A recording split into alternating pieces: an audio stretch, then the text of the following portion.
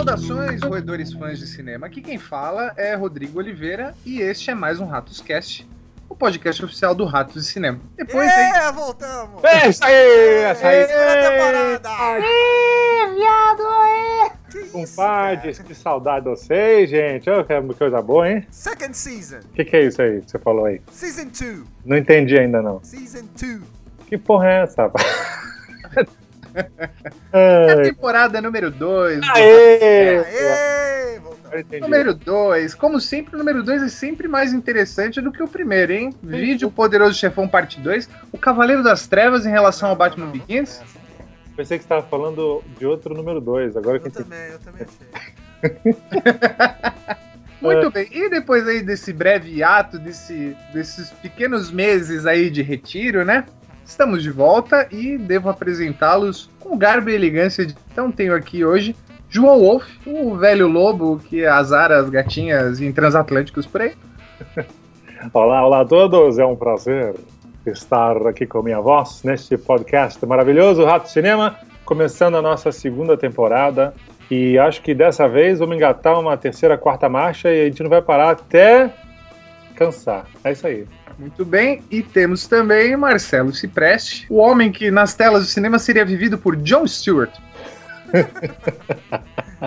E aí? Voltamos. Eu tenho que arrumar uma frase nova pra mim, porque eu falo, galera, da primeira temporada. É verdade, é verdade. Tem que se reciclar.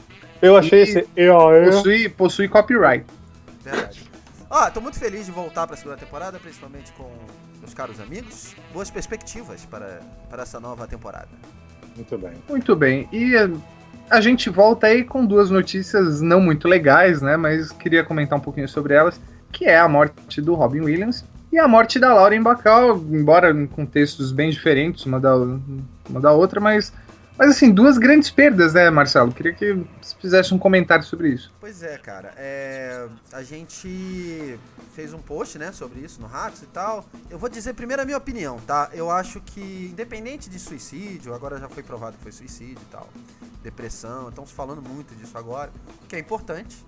Mas nós somos um site de cinema, né? Independente da maneira que ele morreu, acho que é legal a gente falar um pouco da carreira do Robin Williams. O que se tornou a carreira do Robin Williams, né? Nos últimos anos, se eu não me engano, 10 anos, já vinha dando uma boa queda, né? E assim, eu cheguei a ver alguns filmes dele, até um dos últimos filmes que ele fez, o The Angriest Man in Brooklyn. Eu vi, achei bem fraco, bem ruim mesmo. E acho uma pena, cara, porque ele sempre foi um bom ator. Hoje mesmo eu tava lendo a crítica do JJ, que saiu quinta-feira passada, e ele lembrou dois filmes que as poucas pessoas lembraram, que foi o Amor Além da Vida. Vocês lembram desse filme? Excelente filme, claro. Muito bom. E o outro foi Tempo de Despertar, com o Robin Williams. Você acabou de falar... Com o Robert De Niro. Você acabou de falar os meus dois filmes favoritos. Pois é, então, todo mundo lembrou da Babá Quase Perfeita, todo mundo lembrou do... Eu lembrei do Hulk, imediatamente, né? Quando você fala Robin Williams, eu lembro do Hulk. Popeye. Foram filmes que me marcaram muito. E é engraçado você ver um cara como ele, que a gente cresceu vendo o Robin Williams, né? Meu pai me levava no cinema, ele não falava qual era o filme, ele falava, é o filme do Robin Williams. Eu sabia que ia me divertir. Queria lembrar uma parte de um episódio dos Simpsons, onde o Homer, o Bart e a Liz, eles estão sendo perseguidos por uma manada de rinoceronte, e aí o Homer fala assim, tudo bem, eu já sei como resolver isso. Aí ele vira pra trás e grita, Jumanji! Esse também foi super lembrado, né? Popeye lembra a minha infância, Uma Babá Quase Perfeita, e um dos filmes do Robin Williams que me marcou foi O Homem Bicentenário. Boa.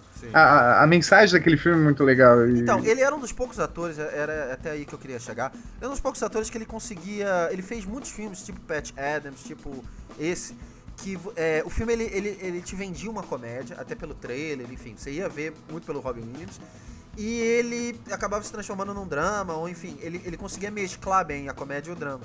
Até na Sociedade de Poetas Mortos, é um filme super sério e tal, mas tem uns momentos também mais descontraídos e tal. No Good Will Hunting, cara, como é que é? Gênio Indomável, é um filme também, tem momentos engraçados e tal. Ele era um ator que fazia muito bem isso. É um dos poucos atores que consegue fazer isso bem. Eu posso falar assim do Tom Hanks, que é um cara que me vem à cabeça, que consegue fazer isso.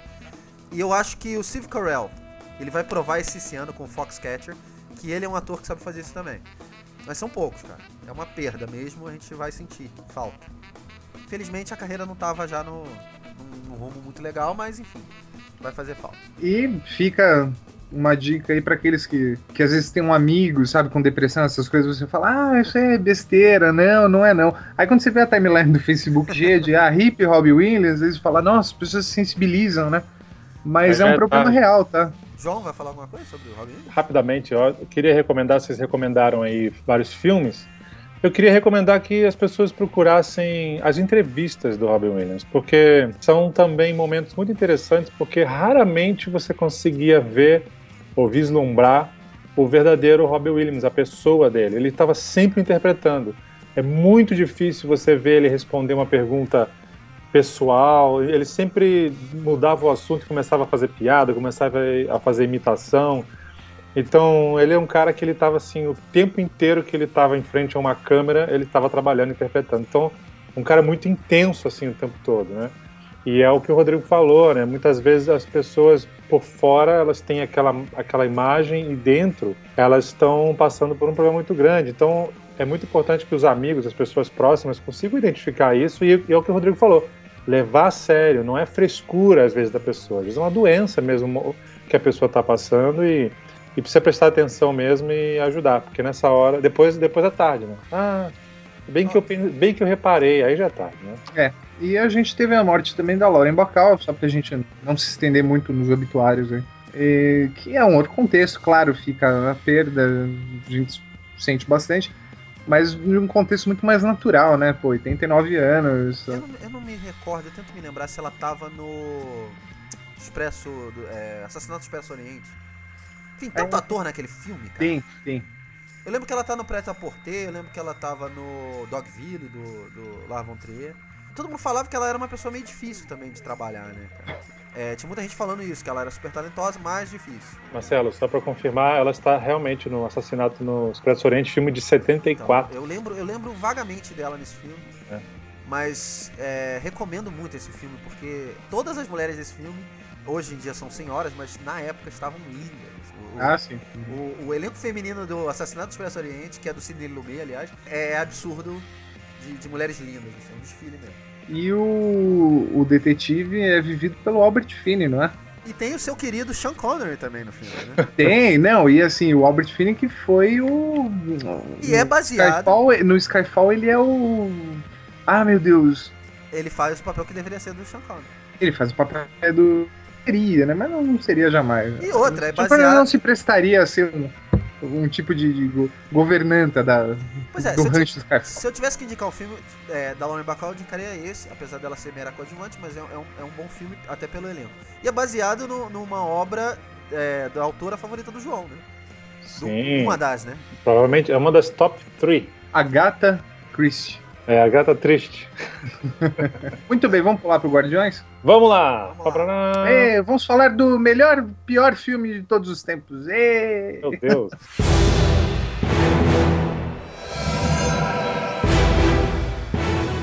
Vou começar aqui rapidinho, ninguém me chamou, mas eu já vou entrar. Primeiro para dizer se os nossos caros ouvintes, minha opinião, tá? Se você está aí escutando o Ratoscast e ainda não viu o filme, eu acho que você deveria assistir o filme antes. Por quê? Eu acho que o legal desse filme é justamente você assistir sem saber nada do filme. Sem saber quem são os personagens, não tem expectativa nenhuma. Eu acho que o filme é mais legal assim. Vocês concordam comigo? Concordo e digo mais. Você sempre foi um leitor de Marvel, eu também. Sim. O Marcelo já não. Marcelo já lia Chiclete com Banana. Não, isso aí não. Mas enquanto leitor de Marvel Comics, assim, eu pouco conhecia os Guardiões. Até porque os Guardiões da Galáxia, que são um grupo que foi criado no início dos anos 70, essa formação que a gente vê no cinema não é original, já é a formação mais recente, né? Fizeram um apanhado. Então, é verdade, até mesmo para nós que acompanhamos os quadrinhos, a gente foi ver esse filme sem expectativa também, por serem heróis que a gente não estava acostumado a ler, né? Digamos assim, né? O chamado segundo escalão, digamos assim, né? Então eu acho que esse filme ganha nisso, quando você vai você vai desarmado, você não vai para criticar, né? Para comparar, não vai. Você vai para ver um filme e se divertir. Então eu acho que se você não viu ainda o filme, vai assistir o filme, um filme muito legal, e depois volta. Eu discordo do João em uma coisa. Pra mim não é nem segundo escalão, já é o terceiro já. Também concordo. Porque o primeiro escalão é Homem-Aranha, X-Men. Bem colocado. Aí, assim, quando saiu os filmes do Thor, do Homem de Ferro, aí já se falava em segundo escalão. Vocês lembram disso? Se não lembra, eu tenho uma gravação de você, seu João. Em casts antigos falando isso. Mas o Homem de Ferro eu concordo. O Thor nunca foi segundo escalão. O Thor eu não sei, mas enfim, o Capitão América talvez não seja tanto, né? Mas Homem-Formiga e caramba, isso tudo é segundo escalão. Quando a gente chega em Guardiões da Galáxia, aliás, como eu sou, como vocês falaram, eu não entendo tanto assim, não entendo mesmo. Pra mim, toda essa história de espaço, até pelo fracasso do Lanterna Verde e tal, eu já não esperava muita coisa. Desculpa. Tá. Eu já não esperava muita coisa, porque eu acho que esses filmes que se passam no espaço... Vocês sabem que eu gosto do Star Wars, mas eu não sou fã do Star Wars, entendeu? Eu acho legal, é divertido e tal, mas sabe... Então, assim, eu não sei, não me vende muito. Eu acho que bom, enfim, a gente vai falar mais disso, mas eu acho que o filme ganhou muito em tentar não ser só isso. Tentar ir pelo lado da comédia, tentar pelo lado da aventura, enfim. Mas você acha que a Marvel ela tá atuando um pouco como a Pixar, assim, independente do filme, ela faz dinheiro e significa diversão e isso gera milhões e público. Então, aí a gente tem duas coisas, mas primeira, quem leu, eu conheço uma pessoa que leu, que lia, e o tom que tem nos quadrinhos e o tom que você tem no filme é completamente diferente. A Marvel pensou isso. A gente não pode levar um tom sério que tem nos quadrinhos pro cinema, porque não vai vender. E não vai vender mesmo. Imagina esse filme sério. O que tá vendendo esse filme é exatamente a comédia. E a comédia no filme é muito boa. Você não passa assim, acho que em toda cena tem uma piada. Seja visual ou seja verbal. Isso é uma coisa, eu acho que a Marvel pensou nisso. A segunda coisa é a questão da Pixar. Eu também levantei essa bola na crítica, enfim. Eu acho que sim, eu acho que a Marvel hoje, só de colocar a Marvel lá, ela já tá trazendo pelo menos alguns milhões pro cinema. Não sei se é sorte, não sei se alguma estrela realmente, assim, sobre as editoras, mas a Marvel, ela tem muito mais sorte do que a DC. Mas, cara, não sei se isso é bem sorte. Mas eu vou te dar um exemplo. Por exemplo... Lanterna Verde. Você viu... Não, mas não é só isso. Você pega um cara que não é necessariamente ator, que é o Dave Bautista, o lutador. Sim. O cara, ele vive um Drax na tela muito legal. Sim. Você acaba dando risada daquela coisa limitada dele. O Vin Diesel é legal falando uma frase pro Groot. Posso só falar uma coisa do Drax? Claro. A cena mais engraçada... Eu tenho duas cenas pra mim que são as mais engraçadas do filme. Depois eu queria saber até de vocês. Mas as duas cenas... uma das cenas mais engraçadas do filme pra mim é aquela cena final dos créditos, né? Não pelo Groot, que também é engraçado, mas você ficar só prestando atenção na reação do Drax, você, que é exatamente, ele tá parado e tal, mas você vê que ele tá, não sei se ele tá limpando a arma, enfim, ele tá fazendo alguma coisa. Só aquilo ali já vale, não o filme, mas pelo menos o ingresso vale, cara, porque a cena é muito boa. E eu gosto de cenas assim, né? Que elas. Não é que. É simples, né, cara?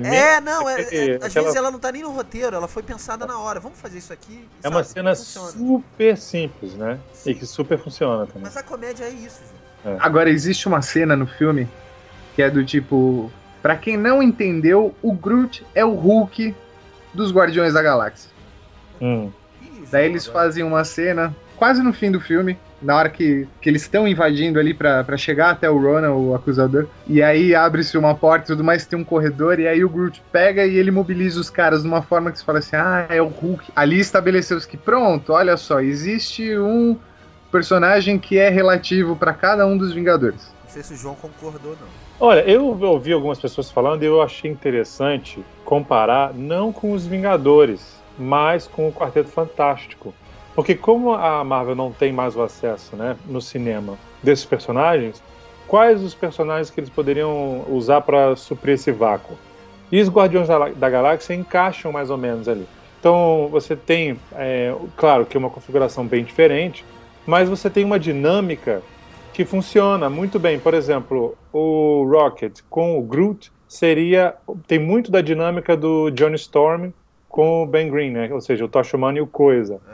Mais ou menos, né? Você tem... mais ou menos. É tudo mais ou menos, mas o que eu quero dizer... Nesse caso, o Star-Lord ele é um mix do Tony Stark com o Steve Rogers. Tem muito, né? Eu acho que a química, né, os elementos que vão compondo os personagens, um com o outro, né? Aquele grupo ele funciona muito bem pela interação entre os personagens, né? Eu acho que os personagens por si só são menos interessantes do que as relações que surgem entre eles, né? Uhum. Que é muito o que acontece muito no Quarteto Fantástico, mais do que nos Vingadores, né? Nos Vingadores você tem aqueles personagens que são fortes por si, né? E ali não, ali você tem um grupo muito coeso. Eu acho isso muito interessante. Do jeito surgiu comentário sobre o Guardiões da Galáxia ser o Star Wars da Marvel. É uma coisa sem cabimento ou tem lá seu fundamento? Olha, deixa eu falar rapidinho. Eu acho assim, o universo espacial da Marvel sempre existiu, independente de Star Wars ou não. Eu acho que tudo que vai para o espaço, as pessoas começam a rotular uma coisa ou outra. Space Operas, né? Que é o nome dessa, digamos assim, dessa subcategoria dentro da ficção científica, existe independente de Star Wars. Star Wars é uma space opera, assim como a Fundação, do Isaac Asimov, assim como vários outros filmes, e inclusive Guardiões da Galáxia também se encaixa. Por quê? Porque você tem, né, vários planetas, você tem várias civilizações, você tem questões políticas entre umas e outras, e aquele universo gigantesco, né, onde a história se passa. Isso é muito característico da Space Opera. Então, sim, tem muitos paralelos de Star Wars com Guardiões da Galáxia. Mas eu acho que é mais por isso do que propriamente que foi chupado uma coisa da outra. Eu já discordo. Eu respeito a opinião do João, acho interessante o que você tá falando. Tudo bem, esses personagens existiam nos quadrinhos e tal, mas como eu falei, aconteceu muita coisa entre eles saírem das páginas até eles chegarem na celuloide. Aconteceu muita coisa, eles pensaram muito nesse roteiro. Esse roteiro passou na mão de muita gente. Olha, isso dá o nome de um livro, né? Da celulose. Eu acho que uma das grandes discussões da Marvel, quando alguém levantou essa bola numa reunião, eu acho que eles devem ter usado de base alguns filmes. Que filmes que deram certo tratando desse assunto? Star Wars deu certo, Indiana Jones deu certo, um personagem... tem muita referência ao Indiana Jones, na minha opinião. Enfim. Sim, agora eu entendi o que você tá falando. Principalmente aquele começo, aquela segunda cena, né? Não a primeira cena, que é a cena mais emocional, mas a cena que apresenta o Star-Lord. Ela é muito Indiana Jones. Eu sei que houveram algumas mudanças em um personagem ou em outro, enfim... Mas, cara, não dizer que o Groot parece o Chewbacca. Até a relação Groot e Rocket, né? Chewbacca, Han Solo, cara. A própria a Zoe Saldanha, a personagem da Zoe Saldanha, também ser filha de um vilão. Eu acho que toda a dinâmica, como você falou mesmo, João, a dinâmica do grupo, eu acho que é impossível você não comparar. E eu acho que, assim, até alguns elementos da história, sabe? A gente precisa ir pra aquele planeta, a gente precisa voltar pra cá. Se você vai copiar, é o que eu sempre falei, aliás... até na época do Avatar, defendo o Avatar até hoje por causa disso. Se você vai copiar, copie de um filme bom ou excelente. Até hoje as pessoas falam, mas a história do Avatar é igual a do Dança com Lobos. Não é do Pocahontas? É igual, ou seja, que também é chupado. O Star Wars é chupado, gente, de várias referências. Eu entendi o que você está falando. Quando você falou do Star Wars, eu imaginei que você estava falando de uma coisa específica do Star Wars. Mas pelo que você está falando é o seguinte, vê se eu entendi. Esse é um filme recheado de coisas que a gente reconhece instantaneamente. Seja, como você citou, Indiana Jones, seja como você citou, Star Wars, e milhares de outras referências de anos 80, cultura pop, etc. O clichê bem utilizado, é ótimo. Ele dá muito certo. Sim. É bem por aí. E lembrando Guardiões reúne uma cacetada de clichês. E você lembra que tanto Guardiões quanto Star Wars pertencem à mesma empresa hoje, né? Sim. Aquela que não se deve ser mencionada. E não, assim, coisas a serem comentadas sobre a produção. Primeiro que apostaram em diretor, personagem, ator praticamente desconhecido. E roteirista. E roteirista, a roteirista, né? Não o roteirista, sabe? Em relação ao roteiro, eu acho ele muito coeso, assim, para o que ele se propõe, ele tem uma entrega boa. Ele é honesto, né, cara? Eu acho que ele é honesto. Então, isso que eu ia falar, que eu acho que é a diferença da Marvel da DC, quando você tava falando negócio de sorte da Marvel. Passa por esse ponto aí. A sensação que eu tenho é a mesma sensação que eu sempre tive da relação da Marvel com a DC é nos quadrinhos. A impressão que eu tenho é que ela transpassou para a tela grande igualzinho. Qual é a sensação que eu tenho? Tá? É que eu tenho, particular, minha única, individual. Eu sinto que a Marvel é muito mais essa coisa da simplicidade, do mundo real, da malandragem, entendeu? Do cara que tentar se virar. E a DC é uma coisa mais arrogante, uma coisa que nós somos os ícones, entendeu? Nós somos os melhores. Eu acho que o roteiro do Guardiões da Galáxia, ele traduz muito essa sensação, entendeu? De uma coisa mais honesta, uma coisa mais, assim, com alma, uma coisa mais... que a gente se identifica muito mais fácil. Enquanto que os filmes da DC, ou pelo menos os mais recentes, sempre tem que ter uma trama pesada, uma coisa complicada, sabe? Você tá entendendo? A Marvel, ela é o rock 3 acordes. Isso, é simples e funciona. Punk rock, é mais o punk rock, exatamente. Enquanto a DC, ela é tipo Queen. Cara, exatamente. Bom, deixa eu perguntar pra vocês uma coisa. Vocês acharam a história muito parecida com Thor e Thor, o Mundo Sombrio? Eu acho, assim como o Avengers também. Não, eu não consigo ver relação. Não, olha só, gente. As batidas do roteiro são muito parecidas. No Thor 2, eles estão atrás do Ether, né? Como é que é o nome do bagulho lá? As gemas do infinito. Cara, esses nomes, assim, pra mim são horríveis, mas... Olha só, eu vou resumir da maneira que eu entendo, tá?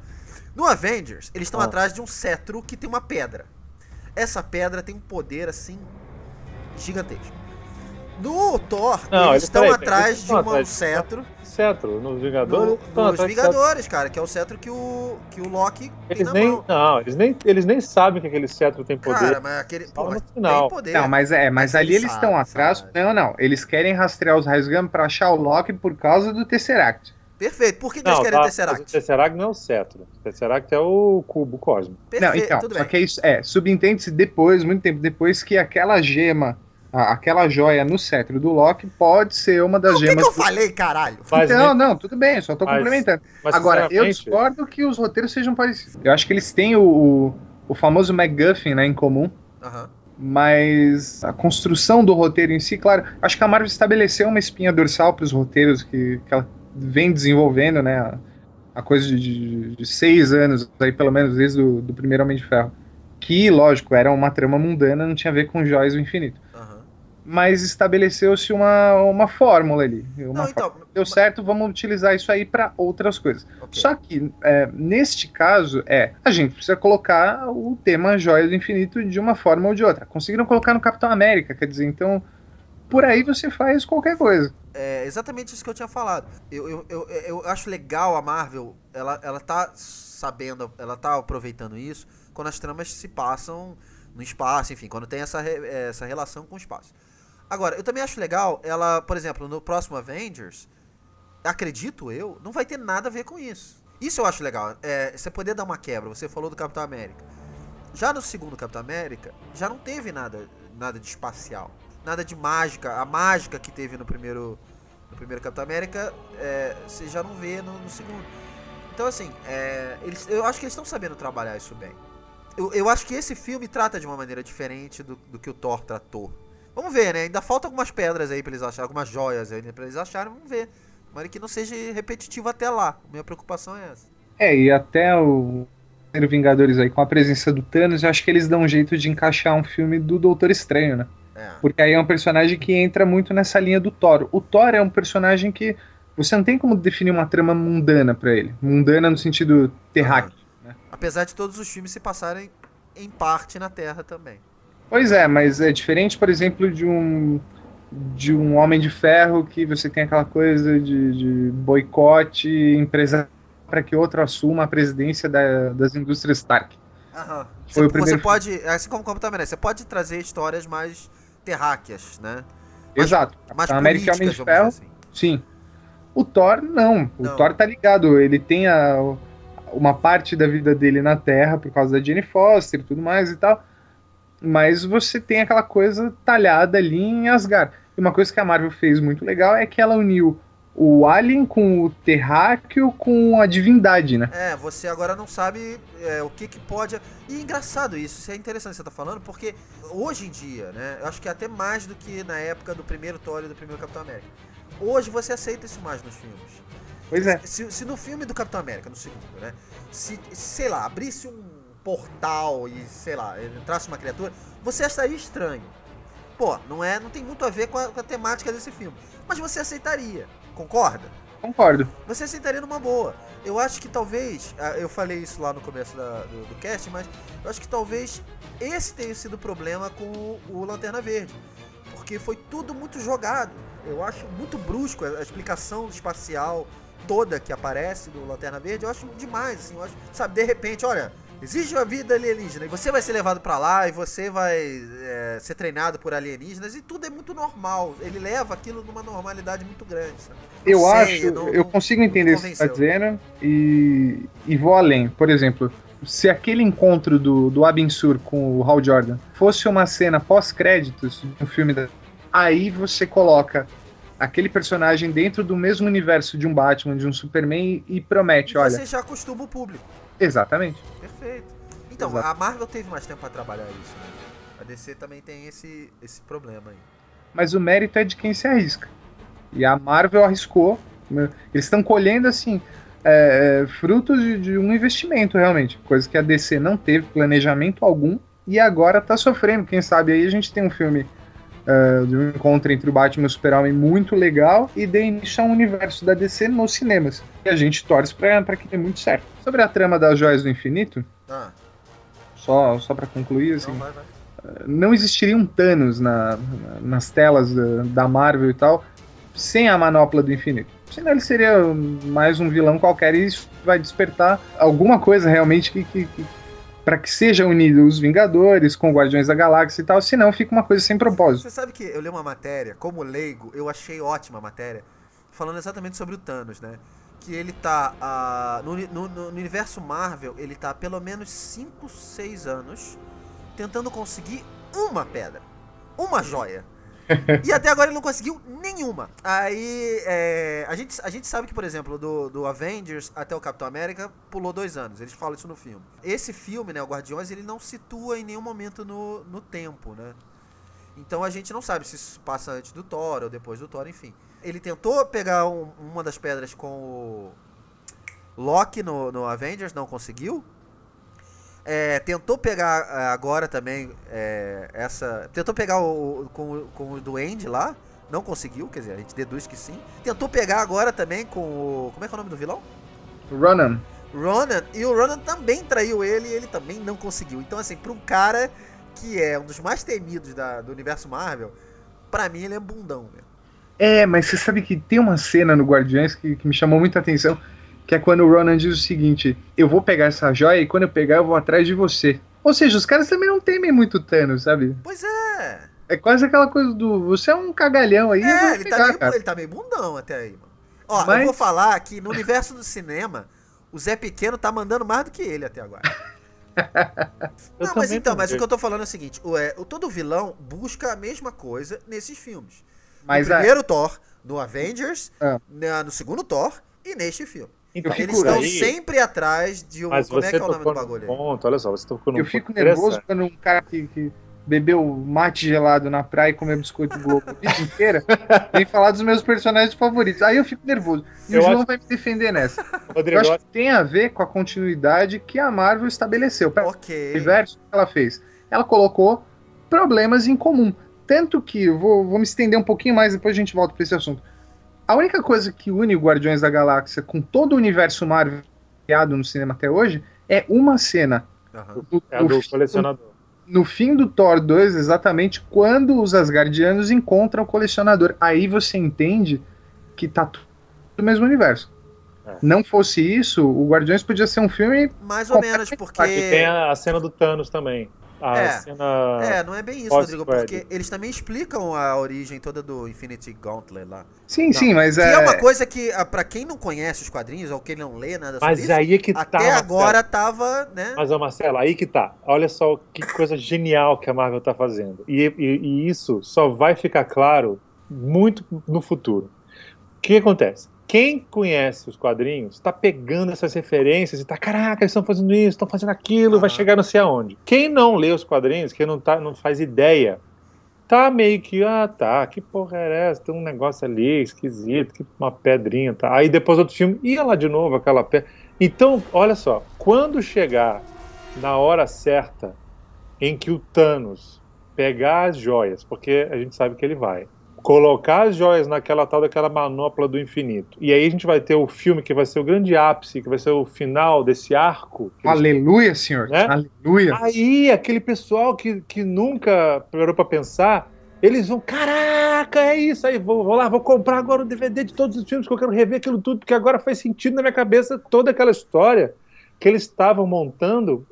Vai dar o quê? Uns 10 anos de preparação isso aí. João, isso é uma maneira de você ver a história. A outra maneira de você ver a história... Essa é a maneira que eles estão fazendo. É assim.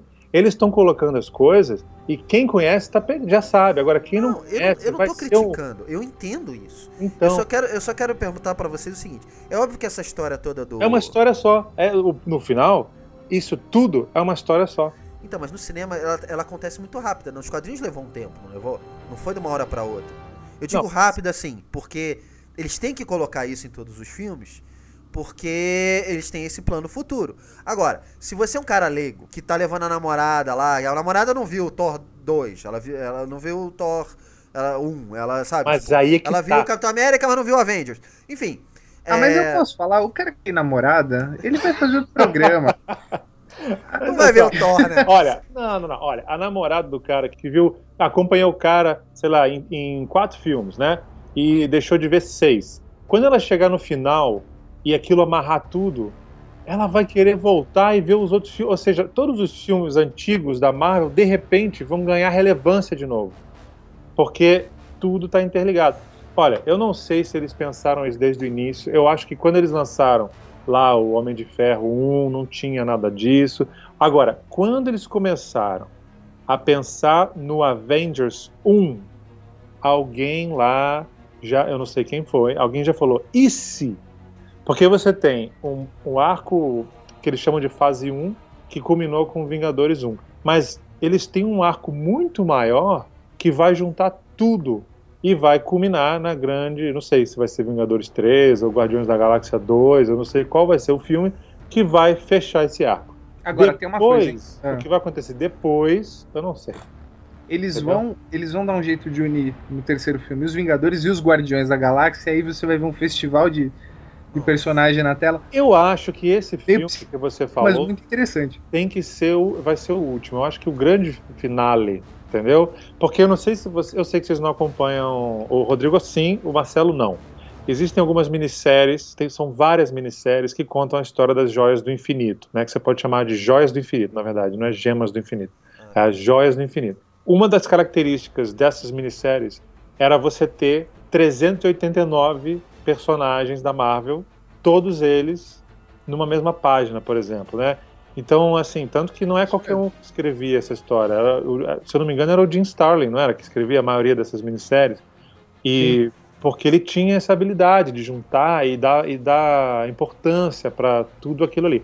Eu tenho a sensação que é mais ou menos isso que vai acontecer, entendeu? Eles vão guardar para um grande finale um momento em que a única maneira de derrotar o Thanos vai ser todos os heróis de todos os filmes, entendeu? Da Marvel que já foi feito, liderados pelo Adam Warlock, que é um personagem que vai aparecer. Ou vai aparecer o Capitão Marvel. Isso, que é assim, digamos assim, o ícone número 1 da Marvel. Aliás, eu tinha uma Heróis da TV desenhada pelo Jim Starlin, que era um encontro dele com Thanos, né? E os dois morrem, supostamente, na época, assim, mas isso eu deixo para outro cast, assim. É muito legal essa história. Deixa eu só completar.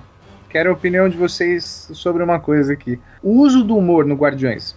Vocês acharam agressivo? Vocês acharam que foi uma ferramenta essencial na construção dos personagens? Passou? Faltou? O que vocês acharam? Eu gostei. Nota 10. Eu também. Eu achei que a melhor coisa do filme é isso. Como eu falei, quase toda cena, né? Tirando a primeira cena, talvez. Eu não consigo me lembrar de qualquer outra. O humor do filme, ou ele é direto, ou ele vem totalmente inesperado, né? Tem umas piadas no filme que são geniais. Mas tirando a piada do Pollock, eu achei tudo numa mesma linha, assim. Mas a piada do Pollock, eu vou te falar, eu vi uma entrevista do James Gunn defendendo essa piada, falando o seguinte, eu não vou ofender ninguém Porque as crianças não conhecem o Pollock. Exatamente. Então, não é que um garoto de 6 anos vai virar pro pai e falar assim, olha, eu entendi essa piada me ofende. Não vai ter isso, sabe? Então, eu acho que até as piadas mais adultas, assim, não são agressivas. Que é muito estilo da Pixar, né? De você ter um filme que foca em toda a família simultaneamente, né? Você tem piada pra todo mundo. Pra todo mundo, né? Agora, o legal do filme é que você acaba se acostumando com o ritmo dele, desse humor, né, das piadas, você já espera, né? O filme, até nos momentos mais sérios e tal, você sabe que vai vir alguma coisa engraçada ali. Então, até quando, você tem uma ideia, até quando o Rocket tá explicando o plano deles de fuga, ele fala, olha, vocês podem fazer, vocês têm que pegar tudo isso, tem que pegar aquilo, não sei o quê, mas a última coisa é isso aqui. Quer dizer, e aí tá o Groot tirando o negócio lá do fundo, quer dizer, a piada, ela tá em tudo isso, né? Ele tá no momento sério, explicando como é que eles vão fugir, que aliás a fuga da cadeia é uma das melhores cenas do filme, e você tá tendo uma piada visual ali atrás. Então isso é maravilhoso, isso é genial. O diretor que consegue fazer isso, tá de parabéns, cara. Eu só acho que tem um personagem que eu não curti muito, que é a Gamora. Eu não curti muito a interpretação. Eu acho ela o elo fraco da turma, assim. Eu acho que o Guardiões, ele funciona como equipe, lógico. Mas ela parece que ainda tem uma história dela que não foi contada, né? Quer dizer, eu tive essa impressão, porque a motivação dela eu achei a mais fraca. Todo mundo tem uma motivação no filme, né? O Drax, então, mas eu acho que o problema quer se vingar, enfim. Eu acho que o problema não foi nem a personagem, foi a atriz. Foi a atriz. Eu achei, minha opinião. Aliás, falando nos atores, é engraçado como ele pegou alguns atores muito famosos e botou nos papéis bem secundários, né? O Lee Pace, né, cara? Assim, ele como Ronan, você não reconhece. Eu acho que isso já é a força da marca Marvel, né? Quer dizer, os caras já estão querendo associar o nome deles a essa marca. Mas é engraçado, por exemplo, você até entende um Benício Del Toro, porque ele provavelmente vai aparecer em outros filmes, mas a Glenn Close, ela deve John ter... C. Reilly, né? Eles devem ter, sei lá, o John C. Reilly ainda tem algumas frases, mas a Glenn Close deve ter umas 5 frases no filme inteiro. Então, mas você repara que todo mundo que associa o nome a uma marca, digamos assim, pop atual, né? Automaticamente renova a carreira dessa pessoa para a nova geração. Então, eu acho que, por exemplo, Glenn Close. Glenn Close é um nome clássico, né, do cinema, todo mundo conhece. A nova geração não conhece. Né? Então, a partir de agora, de repente, ela passa a ser conhecida por 1 trilhão de pessoas. Né? Eu acho que o interessante para esses artistas é isso. Sim, mas me faz pensar se o papel do Michael Douglas no Homem-Formiga vai ser grande ou vai ser só uma participaçãozinha. Não, de repente eu acho que o Hank Pym do Michael Douglas vai encontrar a nova Prime e aí vai virar uma atração fatal, cara. Boa! Boa que assim, o nosso público com 20 anos não vai entender. Não vai. Então o público que assiste o TCM, porque passa direto a atração fatal. Direto. Aliás, essa dublagem do Michael Douglas é a melhor, que é sempre o mesmo dublador que faz a voz dele, né? E ele sempre tem uma voz de canalha, né, cara? Não, então, e a dublagem deixa ele muito mais canalha que o som original. Quando ele pega na mão dela e fala assim, querida, as suas mãos estão suadas. E ela acabou de cortar o pulso. Aí ele vê aquele sangue todo, ele, oh, meu Deus, né? Bom, já que insiste. Até ele triste é canalha, né, cara? Não, eu queria fazer uma pergunta, então, direto, começando pelo João. Quem foi o personagem que roubou a cena no filme? Boa. Que roubou a cena? Não tem a menor dúvida. Groot. Groot. Com certeza, cara. Quem diria, né? Nossa, é impressionante, porque é um personagem que agradou. Primeiro que agradou a todas as idades e a homens e mulheres. É um personagem que agradou a todos, sem exceção. Cara, eu gostei do Guardiões como equipe. Você não teve um favorito? Eu acho que tem sacadas muito legais e tal, mas me surpreendeu o Drax, justamente pelo fato do Dave Bautista não ser um ator propriamente, mas achei que ele mandou muito bem, assim, na caracterização do personagem, aquela coisa de... Ele é um anti-herói meio erudito, né? Ele não entende o sarcasmo ali, mas ele é um cara muito inteligente. Então, eu poderia falar do Groot, que eu concordo com o João, que o Groot, eu acho que é o que mais se destaca. Aquela cena que ele desce o cacete nos caras e depois ele vira pros outros, né, e sorri. Mas é engraçado, até o Drax, o Dave Bautista, nesse momento, aí que tá, né, é o não ator. Eu acho que dá pra reparar que ele é o não ator do grupo. Sim. Mas a troca de olhares que ele tem, né, o Star-Lord e ele, nesse momento, antes do Groot olhar, é tipo, e aí, você não vai parar ele? Não, eu não vou parar, ele tá se divertindo. Tipo, eles não falam nada, mas a troca de olhares deles é muito boa, muito boa. Então, assim, é difícil não falar do Groot, que eu acho que eles planejaram, né, o Groot dessa maneira. Mas, até por ser um personagem com coração, porque ele tem aquela cena... Eles param o filme no momento onde deveria acelerar mais, pra você ver ele dando uma flor pra menina e tal, enfim. Mas, cara, seria um absurdo a gente não falar do Rocket nesse cast, cara. Porque, principalmente além dele ser uma maravilha da computação, a ponto de você esquecer que ele é... Com 10, 15 minutos de filme, você já esquece que ele é uma computação. Ele vira um personagem mesmo. O que o Bradley Cooper trouxe pro personagem foi muito mais do que eu achava que ele ia trazer. Assim, aliás, você teve a mesma impressão que eu tinha a hora que você via o Rocket. Na verdade, você viu o Bradley Cooper vestido de guaxinim? Pois é, cara. E não era, né? Na verdade, ele nunca teve no set. Quem fazia o Rocket no set é o irmão do diretor, do James Gunn. Que tá no filme, inclusive. Inclusive, ele tá no filme. Mas olha só como eles fizeram tão bem isso, né? É um trabalho de 3 equipes, na verdade. O cara que fez o personagem no set, a equipe que montou aquele personagem, né, em CGI, em computação, e o trabalho do Bradley Cooper. E tudo isso somado deu vida a esse personagem maravilhoso, que é um personagem maravilhoso. Eu ia até falar, a outra cena de humor favorita que eu tenho no filme é a cena que eles estão parados e ele começa a dar aquele zoom out, né? Aquela pan pra trás e tal, não sei o que. E você vê aquela cena que em qualquer outro filme seria uma cena de silêncio dramática, com a orquestra subindo. E ele tem isso no filme.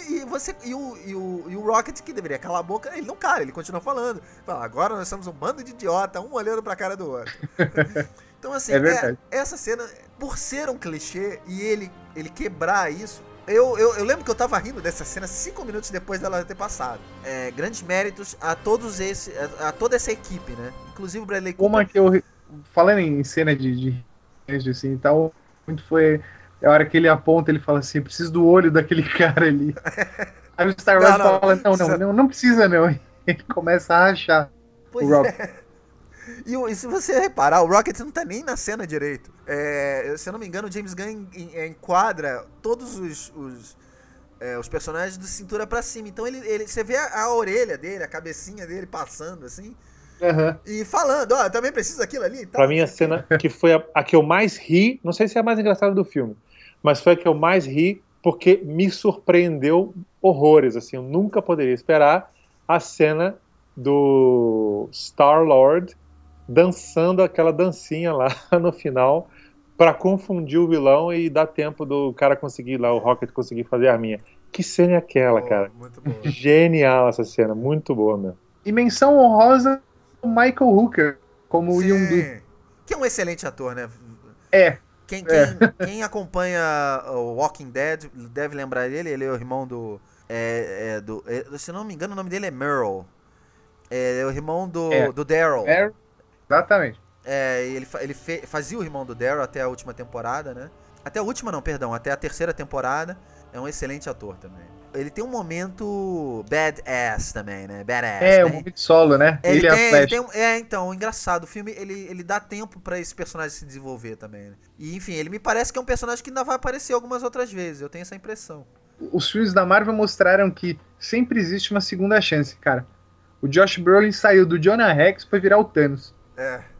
Olha, é a magia do cinema. Ainda bem, né, que o tempo passa. Pois o filme é interessante até por isso. Ele se propõe a responder algumas perguntas, né, do universo Marvel.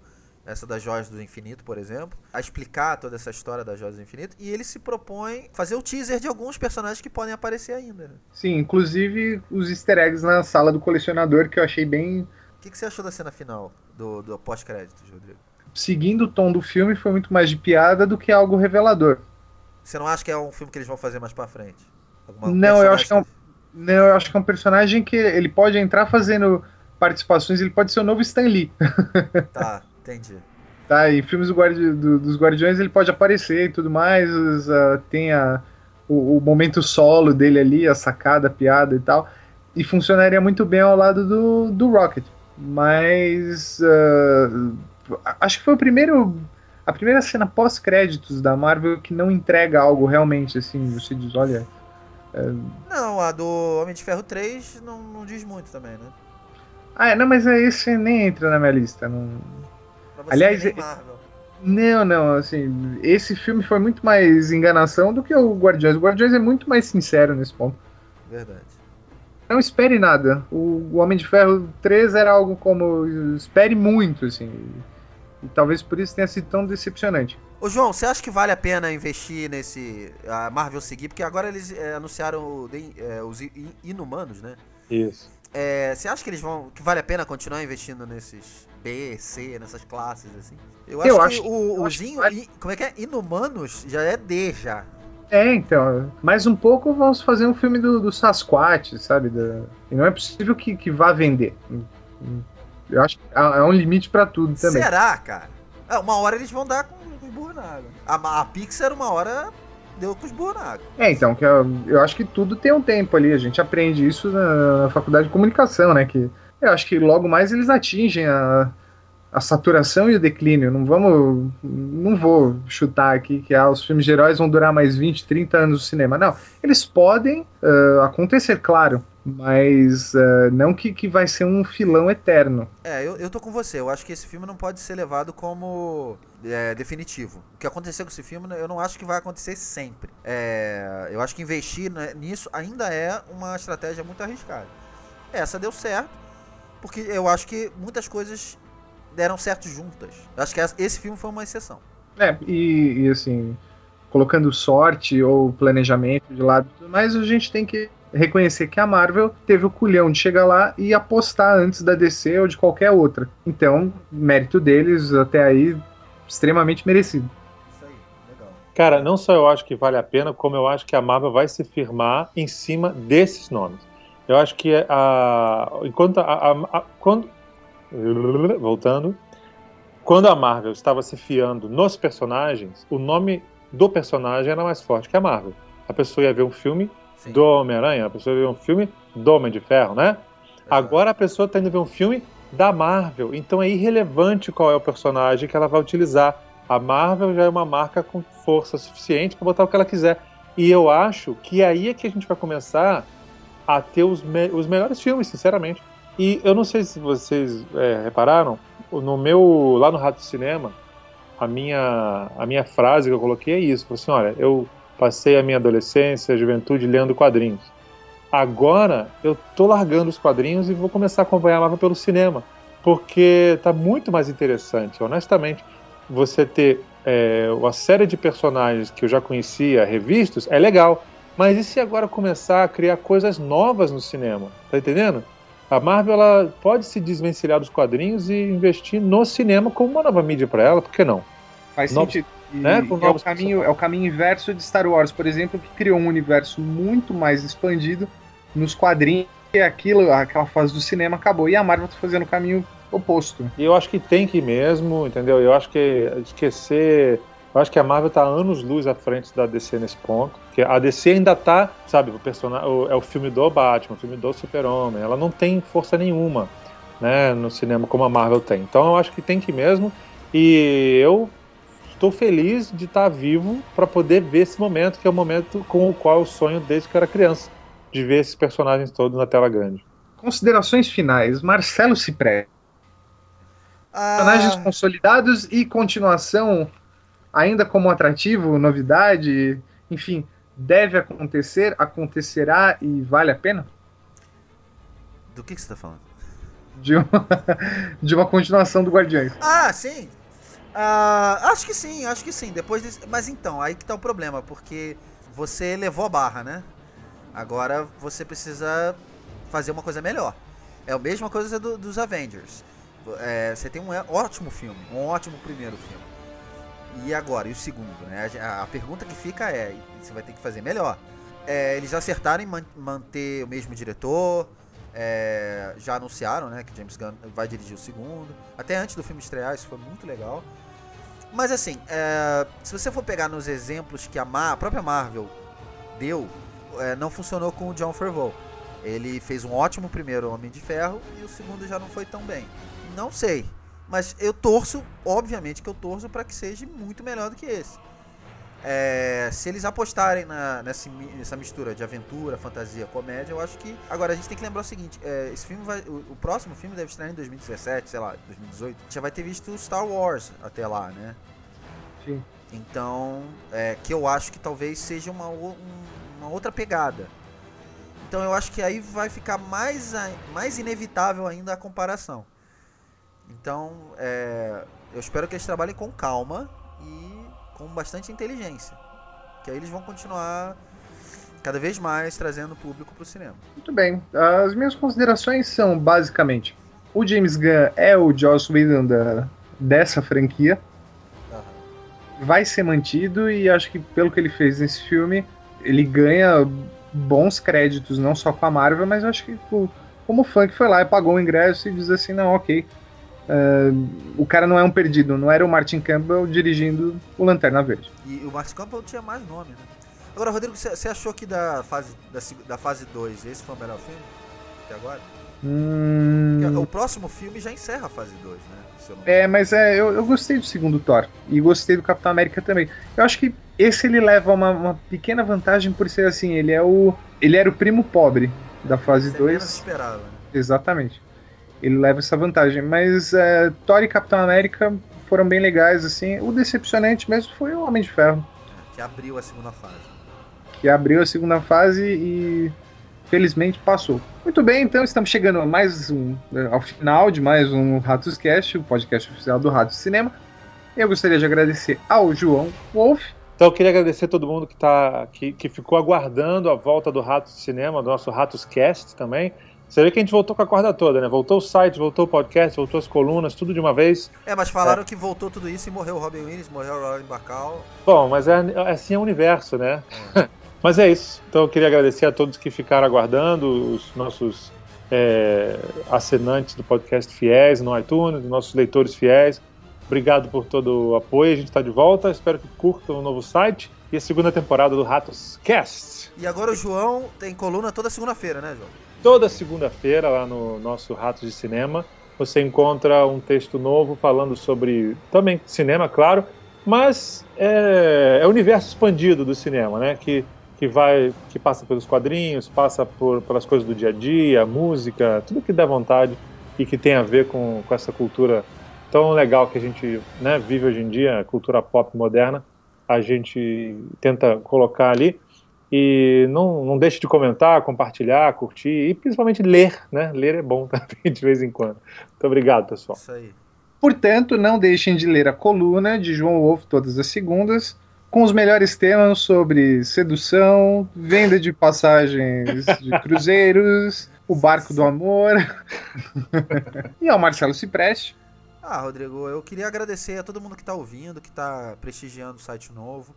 Chamar vocês para continuar bisbilhotando lá o site, né, pesquisando, que tem muita coisa ali escondida ainda, e muitas coisas novas ainda vão aparecer, e enfim, essa cara nova aqui pro nosso Ratoscast. Pois é, Marcelo, então já que você introduziu, queria que você dissesse como é que os ouvintes e os nossos internautas podem nos encontrar nesse cyberespaço chamado internet. Com todo prazer.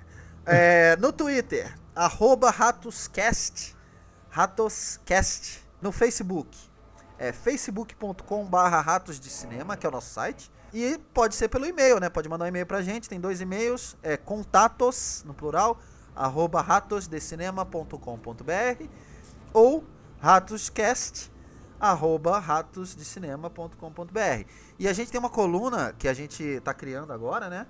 Você manda um e-mail pra gente e fala assim, bota no título, né? Ratoeira. Nessa coluna Ratoeira você pode criticar se a gente falou alguma besteira, se a gente deu o nome errado de algum ator, em algum filme. Qualquer besteira que saiu daqui a gente depois corrige no próximo. É o nosso meia-culpa. Muito bem. E fico feliz que você tenha voltado. Muito obrigado. Eu estou feliz de estar de volta. Sua amizade é para sempre. É isso aí. Seremos amigos para a vida toda, viu, cara? Pô, que seja eterno enquanto dura. Então com essa a gente se despede de mais um Ratoscast. Eu posso falar que seja eterno enquanto dura ou não? Não, tudo bem. Só tá. Não, aí fica muito pesado. Mais do que a piada do Polo. Boa. Ok, então, este foi mais um Ratoscast. Eu sou o Rodrigo Oliveira e este foi mais um podcast do Ratos de Cinema. A gente espera vocês no próximo com novas tramas roedoras vindo por aí. Até mais e tchau. Um abraço, tchau, valeu! Tchau.